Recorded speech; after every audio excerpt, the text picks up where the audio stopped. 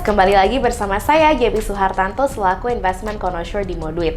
Dan hari ini kita ada kedatangan Pak Barka dari BRI Manajemen Investasi. Nah, Pak Barka, thank you banget nih udah datang hari ini. Sama-sama, kita bisa ya. ngobrol ya. Sama-sama. Nah, dengar-dengar nih Pak, katanya baru ganti nama nih. Tadinya kan dari Dana Reksa. Betul. Sekarang udah ganti nama nih Pak. Boleh cerita dikit nggak nih terkait si news ini nih yang kita baru dengar? Oke, jadi memang sebelumnya itu kita adalah Dana Reksa Investment Management. Kemudian ada perubahan komposisi kepemilikan saham yang dimana sekarang BRI menjadi Bank BRI ya. BRI menjadi mayoritas shareholder dari kita, sehingga kita ganti nama menjadi BRI Manajemen Investasi. Oke, Gitu. I see. Tapi dari segi produk and everything masih tetap sama ya Pak? Masih tetap sama, namun dari sisi produk sebetulnya ada beberapa nama yang masih menggunakan Dana Reksa di title-nya. Namun secara gradual, secara bertahap kita akan ganti namanya menjadi BRI Manajemen Investasi. I see. Tapi dari segi strategi, dari segi asset class and everything akan tetap continuous strateginya seperti sebelumnya gitu ya. Masih sama Hanya seperti ganti sebelumnya. title aja gitu ya. Ganti judul. Iya betul. Oke Pak. Nah dengar juga nih ada something new juga nih ya dari Dana Reksa atau BRI Manajemen Investasi.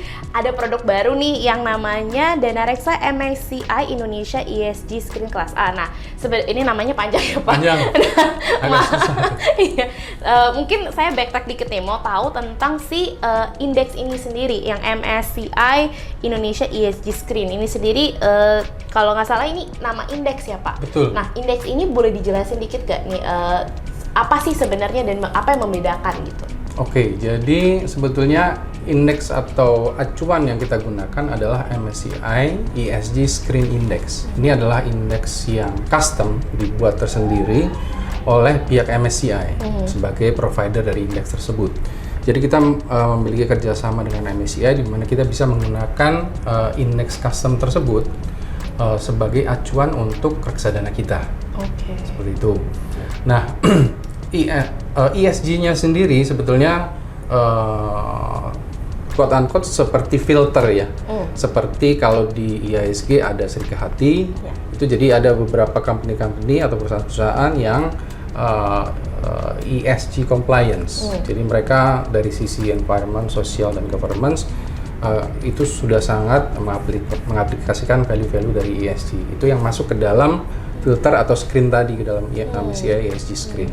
Itu yang menjadi indeks acuan buat reksadana MSCI ESG screen. I see. Artinya ini adalah saham-saham yang lebih spesifik lagi ya. Betul. Gitu. Jadi yang masuk ke MSCI dan juga seperti tadi ya ESG compliant. Betul. Artinya mungkin ya seperti yang tadi Bapak udah sampaikan mirip-mirip dengan Serika Hati ya kalau di IHSG. Nah, untuk outlook sendiri nih Pak, kan kita juga udah tahu nih, kita lagi dengar-dengar juga tentang global warming lah, environmental change and everything. Nah, ini jadi hot topic juga ESG. Betul. Gitu. Nah, kalau di Indonesia sendiri, especially yang di MSCI ini apa sih Pak outlook-nya gitu kira-kira sampai akhir tahun 2023? Oke, thank you Gaby. Jadi kalau boleh saya share juga komposisi dari indeks custom MSCI ESG screen yang kita pakai sebagai acuan itu sebagian besar justru sektor perbankan yang menjadi mayoritas. Jadi ada Bank BCA, kemudian Bank BRI, Mandiri, BNI itu konsis sekitar 60 sampai dengan 70% dari indeks acuannya. Sehingga outlook-nya sangat inline dengan sektor perbankan, sektor finansial, dan juga to some extent makroekonomi dari Indonesia itu sendiri. Oke. Nah, untuk tahun 2023 ini memang kita expect dari sisi sektor perbankan terutama itu menunjukkan kinerja yang cukup solid. Sudah kita lihat result kemarin sampai dengan kuartal kedua. Itu so far beberapa bank terutama major banks itu resultnya semua solid, tumbuh cukup bagus, dan itu juga yang menjelaskan kenapa kinerja dari indeks ESG screen ini, MSCI ESG screen ini tumbuhnya juga jauh lebih tinggi dibandingkan IHSG ataupun indeks-indeks yang ada di Bursa Efek Jakarta lainnya. Seperti itu. Nah, ini juga menjadi salah satu pertimbangan kita sebetulnya. Kenapa kita memilih indeks MSCI ESG Screen sebagai indeks acuan kita, karena kita melihat bahwa kedepannya juga tren ESG ini masih akan terus berlanjut ya, karena dengan isu global warming, kemudian carbon trading dan sebagainya, saya pikir potensi dari sektor ESG ini masih sangat luas sekali. Masih banyak sekali perusahaan-perusahaan yang masih bisa punya exposure ESG yang ditingkatkan ya. Seperti kita tahu di Indonesia ini banyak sekali faktor ESG yang masih belum diaplikasikan di perusahaan-perusahaan. Kurang lebih seperti itu. Jadi kalau dari komposisi indeksnya, terutama sebagian besar sektor perbankan, kemudian ada healthcare, kemudian ada sektor consumer juga, consumer discretionary maupun consumer staples itu juga ada di situ. Dan isinya adalah 17 saham kalau saya boleh share juga ya. 17 saham. Jadi artinya memang di satu sisi ini sangat terkonsentrasi dengan 17 saham di dalam portfolio. Namun konsentrasinya in a good way saya bilang ya. Karena dengan filter ESG ini justru difilter perusahaan-perusahaan yang punya fundamental yang sangat bagus. Dan kita konsentrasikan semuanya ada di situ. Very interesting Pak. Nah, ini mungkin saya mau tanya sedikit nih, curious aja karena seperti yang kita tahu, even di Serika Hati dan juga ESG fund lainnya, financial itu banking itu it's a very big portion. Nah, itu kenapa tuh Pak? Apa sih yang membuat si banking itu jadi bobot besar di indeks-indeks yang ESG gitu? Menarik sekali memang pertanyaannya. Seperti kita tahu bahwa di IHSG sendiri bobotnya juga mungkin sekitar 35-40%-nya besar. Namun kembali lagi pembobotan indeks itu kita masih menggunakan market cap weighted. Jadi pembobotan itu dilakukan berdasarkan besarnya market cap masing-masing saham.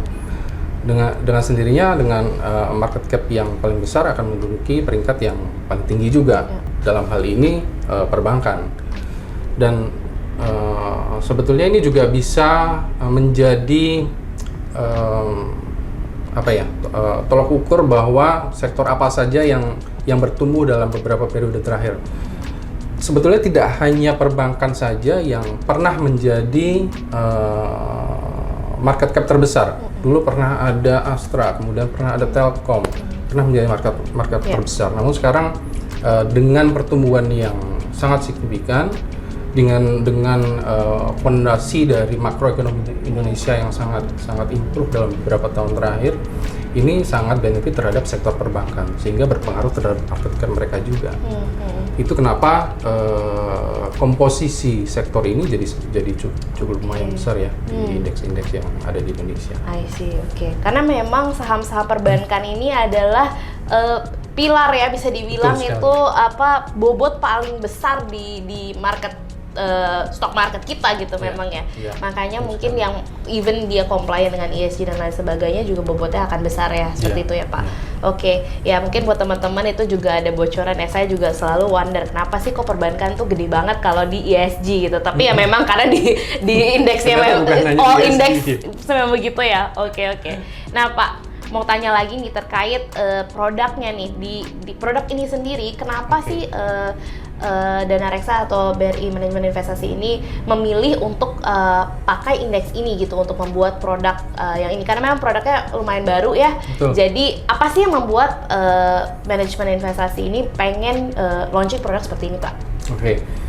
Jadi seperti yang saya sudah singgung juga sebelumnya bahwa di dalam indeks MSCI ESG Screen ini digunakan beberapa tahapan filter atau screen untuk menyaring perusahaan-perusahaan dari sekitar 500-600 yang ada di emiten yang ada menjadi hanya 17. Itu seleksinya ketat sekali. Betul, iya.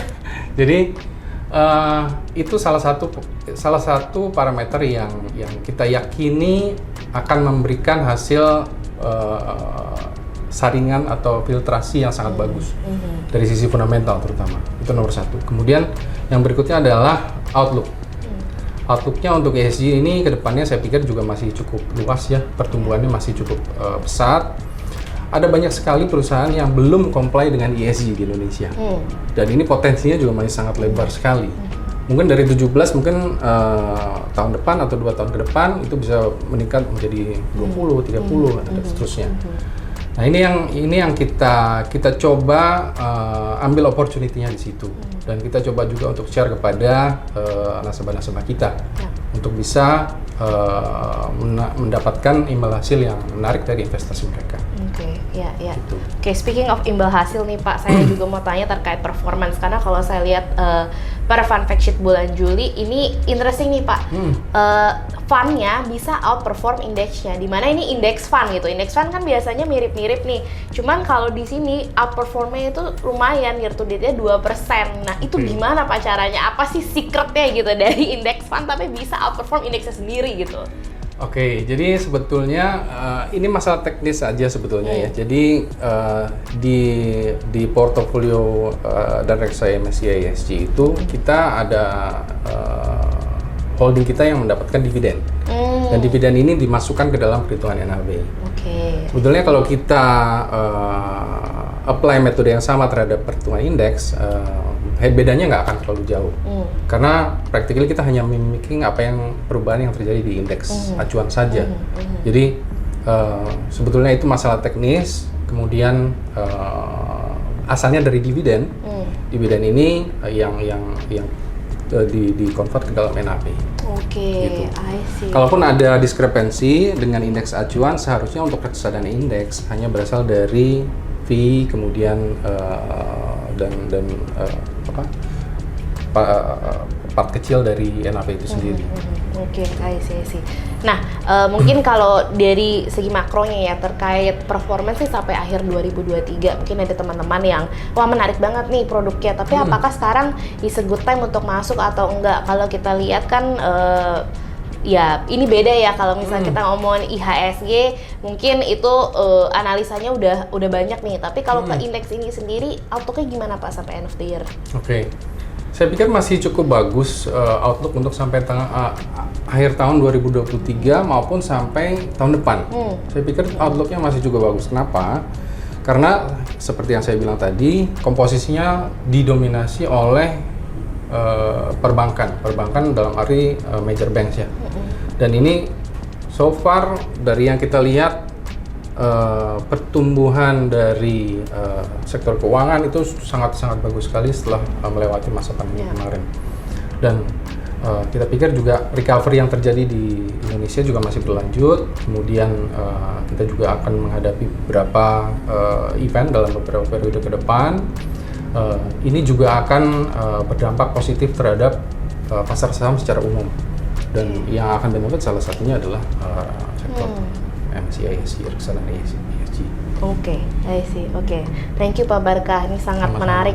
Saya sangat tertarik juga ini untuk produk ini, kayaknya new produk tapi unik ya gitu, karena indeksnya ini eksklusif nih, cuman ada di sini doang. Mereka punya eksklusif rights untuk menggunakan strategi ini. Jadi buat teman-teman yang tertarik nih, yang tadi Pak Barkah udah cerita dan juga kelihatannya outlook-nya sampai akhir dengan tahun ini dan even sampai tahun depan pun masih bagus, teman-teman boleh banget coba masuk ke reksadana ini. Nah, untuk melakukan itu bisa download aplikasi Moduit ataupun hubungi wealth advisor Anda. Semoga konten ini bermanfaat buat teman-teman, ada sesuatu baru yang bisa dipelajari. Kalau memang bermanfaat, boleh di like, comment, dan subscribe. Dan sampai ketemu di konten-konten selanjutnya. See you next time, Moduers!